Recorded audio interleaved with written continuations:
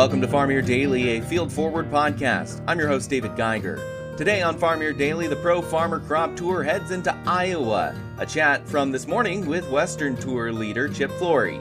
Then it's Wellness Wednesday. We chat with Doug Stossmeister of Landus about rural access to mental health. Please be sure to like and follow the podcast as well as our social media at Field Forward Pod. We would love to have you join our community, keeping folks informed about what is affecting our farmers. This is Farm Here Daily.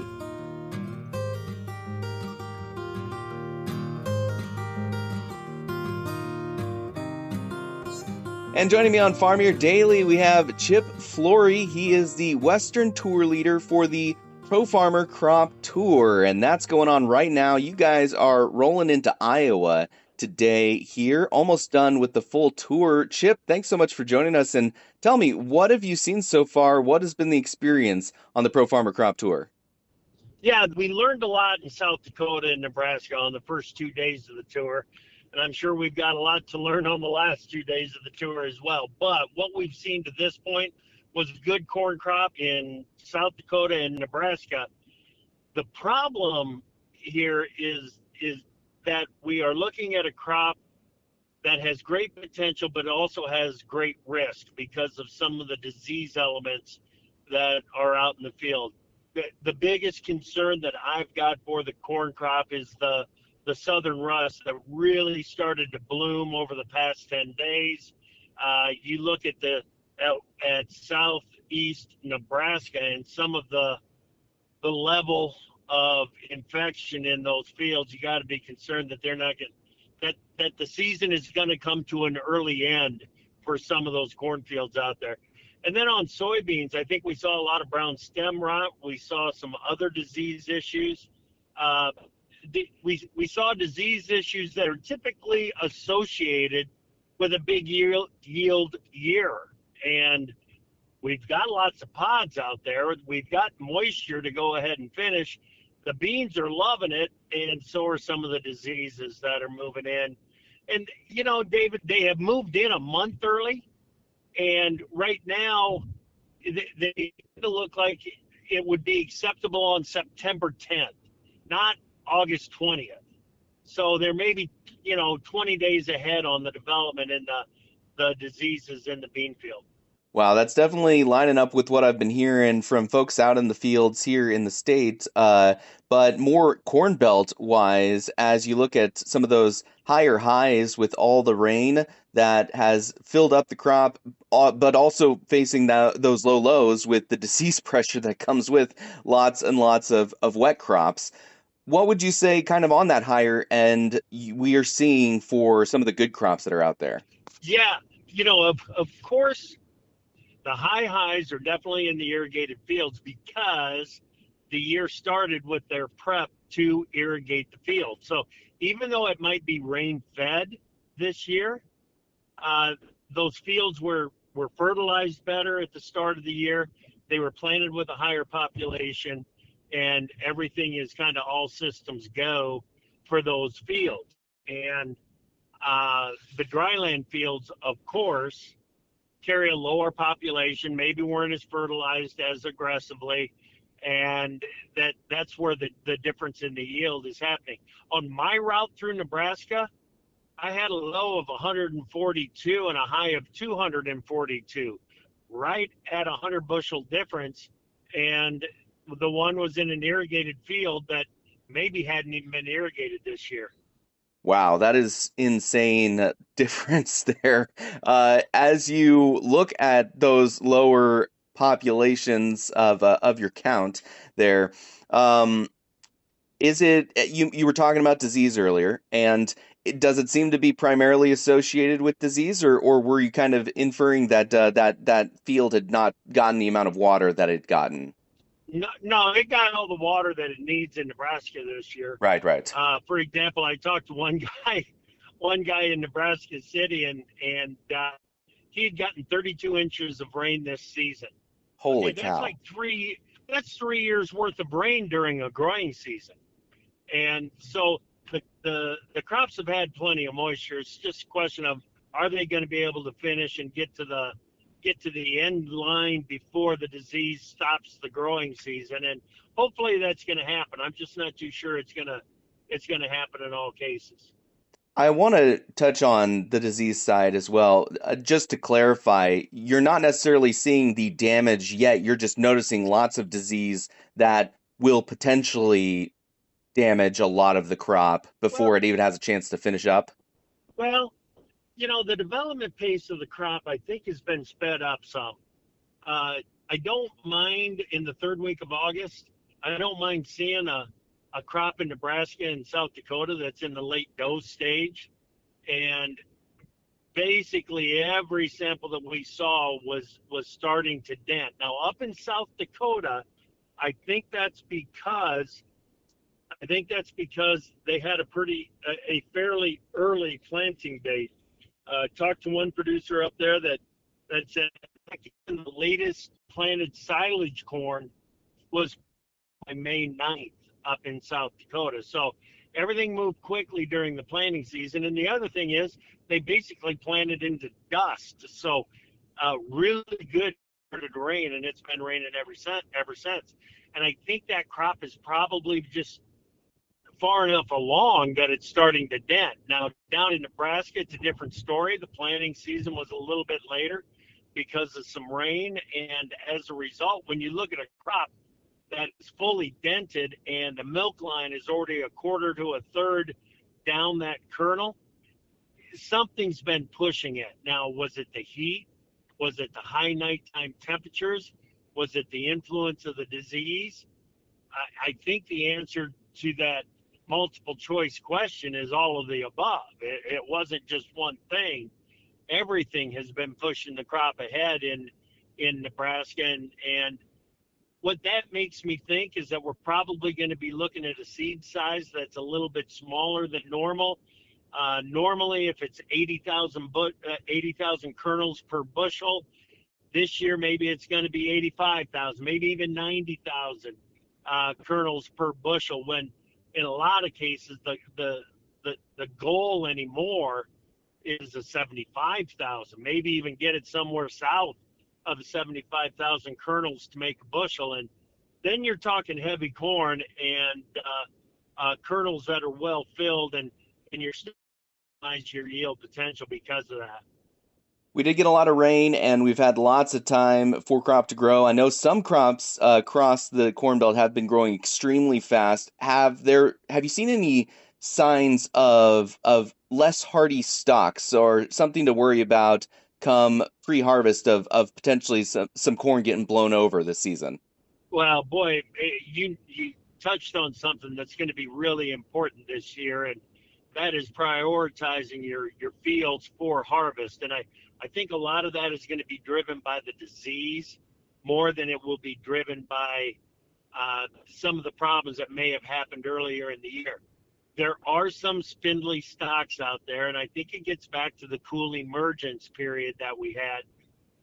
Some of the stalks emerged late, and the big brothers on both sides of it started to beat it up. But that's pretty typical of what we're seeing out in a lot of the fields. So I think, it's working out pretty well the way we're doing it and getting a representative sample. Speaking of that representative sample, I know you still got a couple days left of making the tour happen. So what are we looking at in terms of comparison? Because we're going to be comparing it to that USDA report of a bin buster. Are we still kind of on pace so far, or what's been your experience? Yeah, when we're talking crop tour numbers, it's important not to compare it to USDA's August 1 number. What we do is we look at the trends, and are we up from a year ago, or are we down from a year ago, and then figure the percentage basis. What kind of a percentage change are we looking at? And once you do that, then you can compare to USDA's August 1 number on the crop tour numbers. So if USDA is up 1% in South Dakota, but we were up 10%, yeah, we're both got the trend in the same direction, but we saw a better crop than what USDA did as of August 1. So on Friday, when Pro Farmer releases its its crop estimates, that's when the analysis will be done. It will take into account some of the things that you were just talking about. And that's when you can do that number to number comparison. And what Pro Farmer is going to do is they will put an estimate on what they think the final number is going to be, not what we think the September estimate is going to be. So we're shooting for the January annual production summary rather than the next production report. So we're going to have to take into account a lot of the disease issues, some of the development issues, and of course take a look at the weather forecast and try to figure out what that might mean for how the crop is going to finish as well. But so far, David, we're seeing a good crop. I don't know if it's quite as good as what USDA anticipated as of August 1, but we are definitely seeing a good crop out here. Definitely what makes statistics is removing as many outliers as possible. Yeah. So as we get closer to that time frame where you guys can remove a lot of those outliers and we can have fun with the social media posts of the massive corn or the little corn or the disease pressure or the perfect fields, how would be the best way for folks to check out that data, what you guys release? What would be the best way for them to find that? Yeah, the best way is to go to profarmer.com. The number is going to be released in Pro Farmer newsletter. And even though it gets out in the newsletter, it's going to make it out to the general public very quickly. We know that. But it's going to be for Pro Farmer members first, and then it'll get out to the public after that. Profarmer.com, the best way to find out some of that information. Chip Flory is the West Tour host of the Pro Farmer Crop Tour and heading into Iowa today, wrapping up that tour here this week. Thanks so much, Chip, for joining us on Farm Your Daily. You bet. This is Farm Your Daily. We will have more conversations on the way, but first, let's take a look at the marketplace. And there was a green close. As of Wednesday, September corn, half a penny higher, $3.80. December, at 3/4 penny more, $4.04. Soybeans in September 2 cents higher at $10.15, with November rising 2 1/4, $10.36. Soybean meal in September $4.60 a ton in the green, $292 even. September wheat 7 cents more, $5.05 1/2, with December rising 7 cents at $5.28 1/4. In the livestock market, close for Wednesday, October live cattle up $3.50 a hundredweight, $234.85. December, an increase of $3.20 at $236.45. Feeder cattle in September, $5.67 a hundredweight more, $358.10, with October, an increase of $5.37 at $357.67. Lean hogs in October, 20 cents a hundredweight weaker, $89.95, with December unchanged at $82.97 a hundredweight.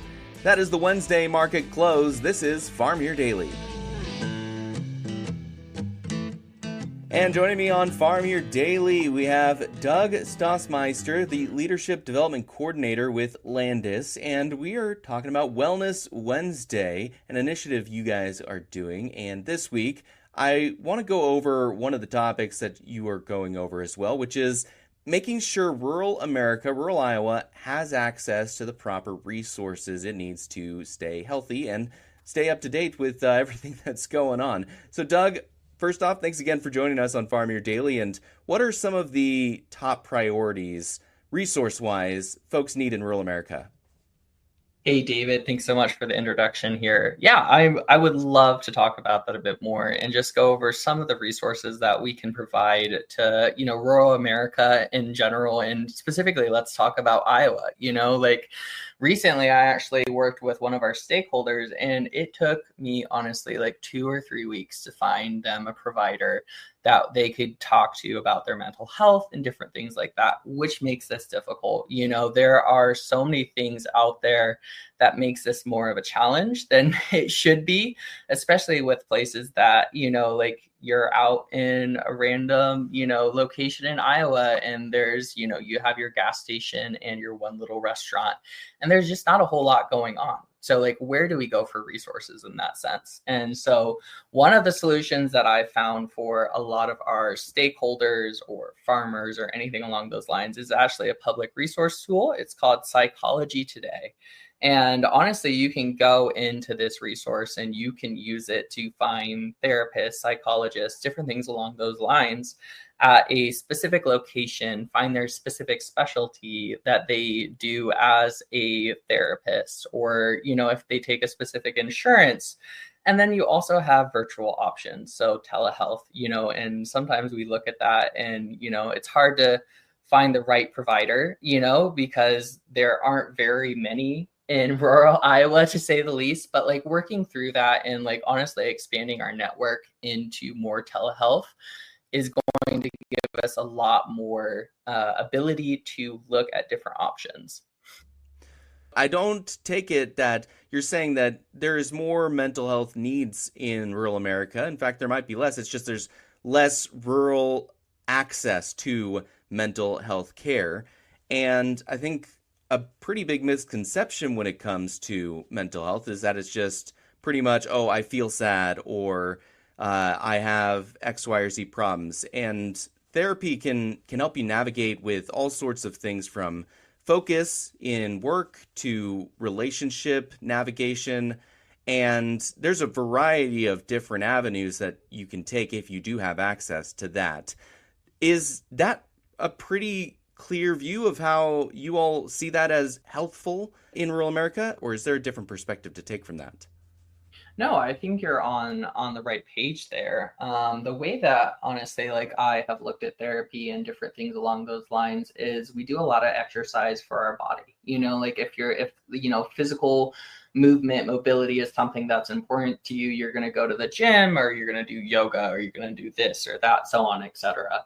But, what are you doing to exercise your mind in some way? Sure, like we can go when we're sad, or depression, anxiety, different things along those lines. But, there's also that ability just to have someone as a sounding board, process thoughts, go through feelings, like truly work through something together. So like you're allowed to, go through whatever you're working through in the day to day with having someone as that sounding board.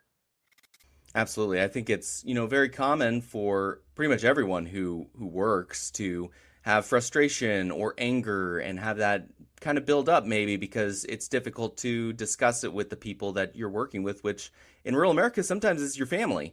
And so just having an ability to feel it out a little bit better, talk it out, can really reach out in a different way than we do now, especially knowing that more and more so America is having a friendship problem where you might have been able to talk about some of those things with your friends.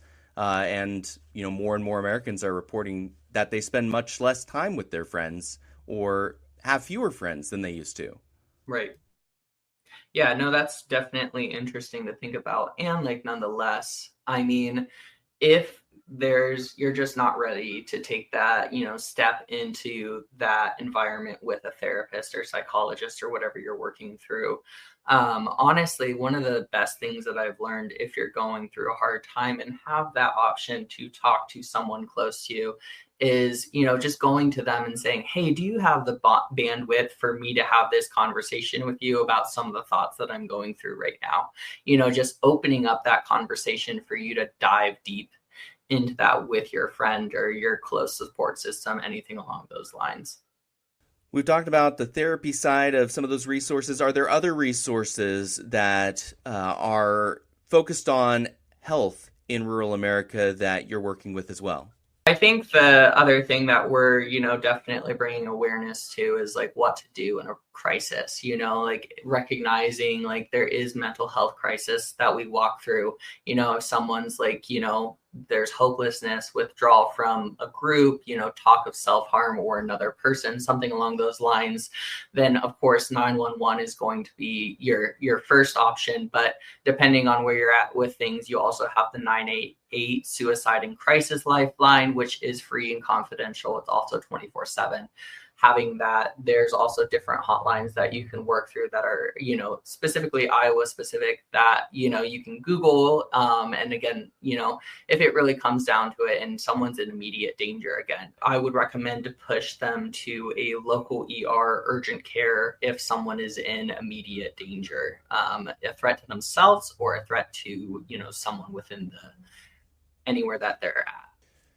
As we pursue this idea of health in rural America and health among farmers, what would you and the folks at Landus specifically like to see in terms of access, therapy, rural hospitals? Are those all important things that really everyone in rural America should be pursuing? I think again, it's specific on where, we are with different things. I definitely agree that there is a stigma around mental health in general, especially discussing feelings in nonetheless rural places in America. So, within Landus, we definitely are trying to work through some of those things and thoughts and breaking that stigma. And, I am very vocal within, the people that I'm with about, where I'm at with different things in mental health and working through things with my own therapist. Not everything works for people, and, finding someone that specifically works for you, that's where we're at. So again, I can find someone, I can work with our stakeholders, but again, it might not work for them. It might not be the right fit. So, we look at it, the way that you go into a grocery store and try a different drink, maybe that one works. Maybe this one's too carbonated, this one, that, so on and so forth, etc. But truly, you're going to find something that's going to work for you. And that's going to be your bread and butter. That's going to be exactly what you need to figure out. Some therapists have different approach. Some are going to be more confrontational, more guiding you through wherever you're going through or something along those lines. There are going to be so many different approaches of how we can move through mental health services, and we need to figure out a way to work with that together. So again, I work with a lot of our stakeholders and trying to find something that works for them, trying 2 or 3 different therapists, making sure it's the right fit. Doug Stossmeister with Landus, the Leadership Development Coordinator over there. We're talking about Wellness Wednesday, getting resources to rural Iowa. Could you tell me that website one more time that you are recommending for folks to get a bit more access to things? Of course. Yeah. One more time. It's going to be www.psychologytoday.com. And again, if you need anything from me, you can reach out to doug.stossmeister@landus.ag. And I would be happy to point you in the right direction. Doug, thank you so much for joining us on Farm Your Daily. Awesome. Thanks so much, David. I really appreciate your time. This is Farm Your Daily, a Field Forward podcast. Thank you so much for listening. Again, in order to continue to produce this type of local content, we would love to have you join our community. So please follow the podcast as well as our social media channels at Field Forward Pod. You can also find me on social media at Geiger Reports, as well as WHO TV Channel 13 every weekday in their morning and noon hour programs. Again, I am your host, David Geiger, and I'll be back again tomorrow, everybody.